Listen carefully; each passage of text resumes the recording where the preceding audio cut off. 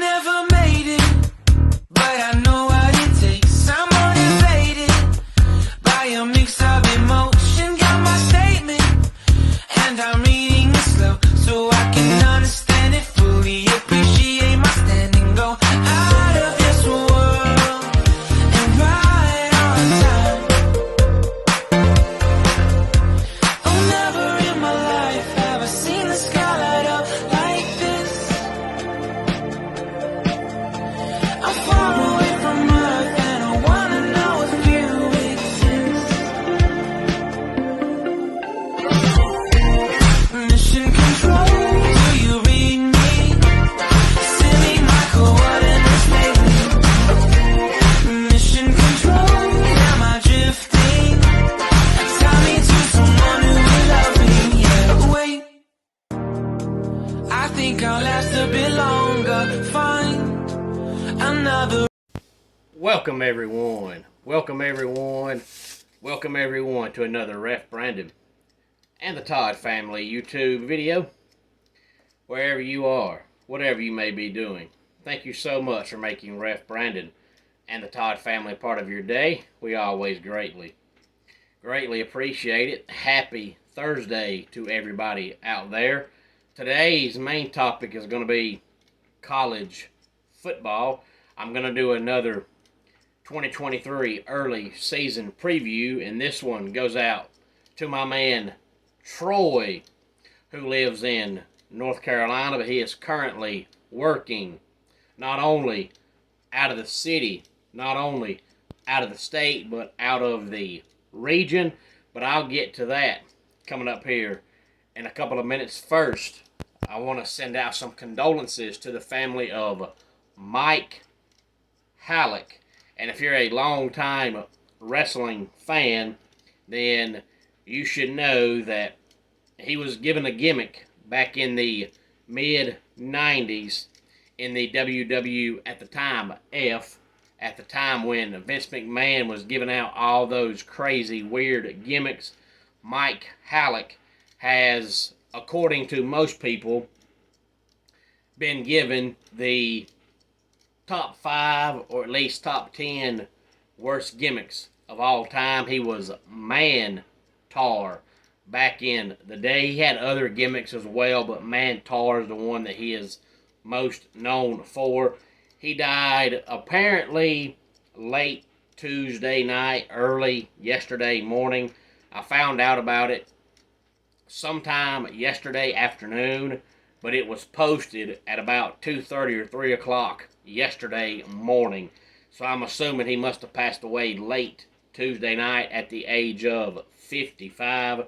But if you do not remember the Man-Tar character, I encourage you to get on YouTube and type up Man-Tar, M-A-N-T-A-U-R. But he was actually a really good wrestler and very agile for his size. Just unfortunately for him, he came along at a time when Vince McMahon was giving out all those crazy gimmicks like Man-Tar and T.L. Hopper and Abe Knuckleball Schwartz and Brother Love and characters just like that. But thoughts and prayers go out to the family of Man-Tar, Mike Halleck. But on to today's main topic, college football. And I'm actually doing this season preview, as I said, for my man Troy, because he is currently working not only out of the city, out of the state, but out of the region. But he is still a NC State Wolfpack fan.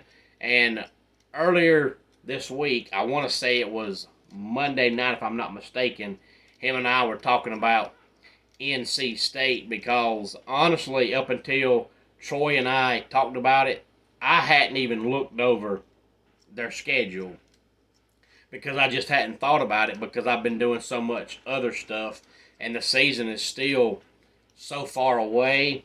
And NC State, in my opinion, they're like the ACC version of South Carolina.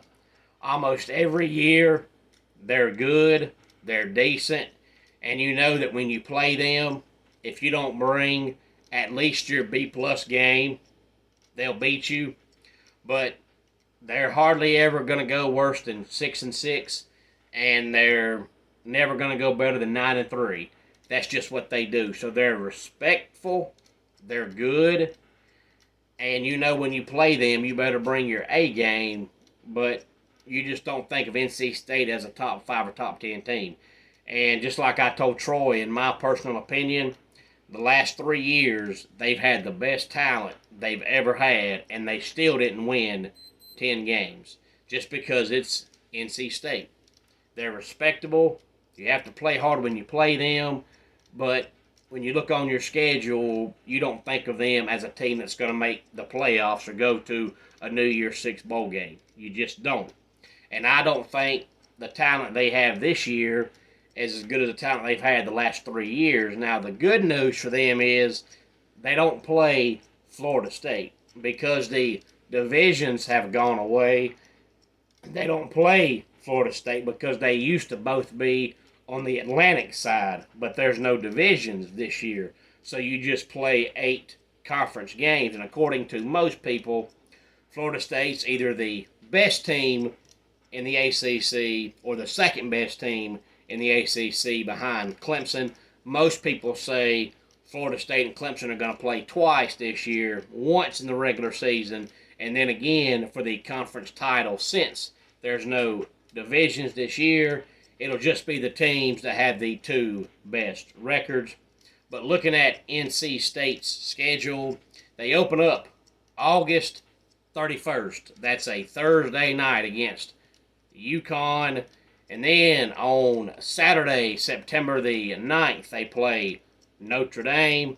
On the 16th, they play VMI. And then back-to-back Friday games. Virginia on the 22nd and Louisville on the 29th. And then moving into October, game number 6, they play Marshall on the 7th. Then they play Duke on the 14th. Then they're off in week number 8.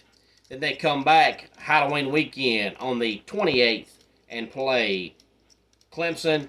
And then into November, they play Miami on the 4th, Wake Forest on the 11th, Virginia Tech on the 18th, and North Carolina on the 25th, Thanksgiving weekend, to wrap up the regular season. Now, Brennan Armstrong will be their quarterback. He has transferred from Virginia.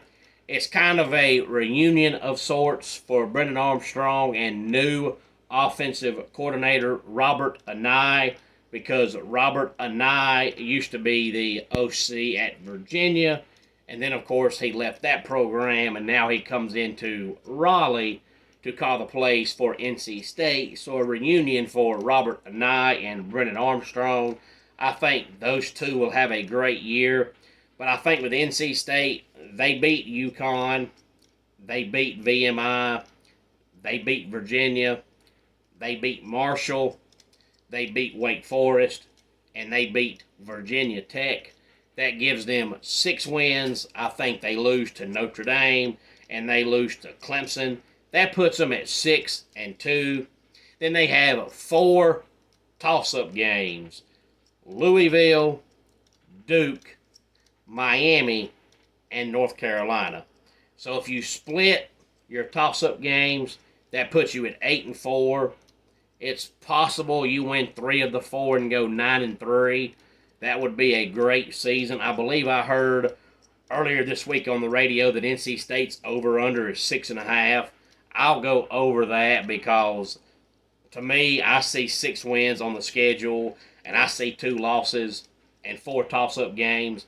They'll win at least 1 of the toss-up games, so they'll win 7 games, but I don't think they win more than 9. So somewhere between 7-5 or 9-3, but I'll split the difference and say 8-4, which is typically what NC State does. They're 7-5, 8-4 every year. Now, if Dave Doran could recruit better, they could have an exceptional football team, because It's obvious he knows how to develop players, because if you look at their recruiting, it's never good. But yet, when the season ends, they usually win 8 or 9 games. And a lot of their players that stay, by the time they're seniors, they have a chance to get drafted. So Dave Doeren is kind of like Kirk Ferentz at Iowa. He's not a good recruiter, but he's a great developer of talent. So if he could, by some chance, find somebody to recruit for him, NC State could be a top 10 football team. It's just Dave Doeren has the personality of a tree. So because of that, he's never going to be a great recruiter, but he can develop players like crazy. So I'll say with 6 automatic wins and 2 automatic losses, 4 toss-up games, I'll say they split them, win 2, lose 2. You can pick whichever 2 you want to give them a win, and whichever 2 you want to give them a loss. Doesn't matter, but I've got them at 8 and 4. Any thoughts on this? Please feel free to let me know. And one final thing, I saw this earlier this week on College Football Trash Talk Nation. I'm checking that out more and more now that football season is getting closer, and I love to read all the smack talk. Somebody earlier in the week, it might have been Monday, predicted Georgia goes 12-0 this year, but not your typical 12-0 with 12 wins and no losses. It's 12-0 with 12 arrests and 0 convictions. Homes for Our Troops is a publicly funded 501c nonprofit organization that builds and donates specially adapted custom homes nationwide for severely injured post 9/11 veterans. Since the 2004 inception, nearly 90 cents of every dollar spent has gone directly to our program services for veterans. Visit at hfotusa.org. Let's go ahead and get our dad joke of the day in here. I saw my neighbor stealing my socks from my clothesline. I was going to confront him, but I got cold feet. And that does it for today's Ref Brandon and the Todd Family YouTube video. Until next time, it's Ref Brandon saying, just like in pro wrestling, life can be over by the count of 3. Tell your friends and family how much you love them. Bye.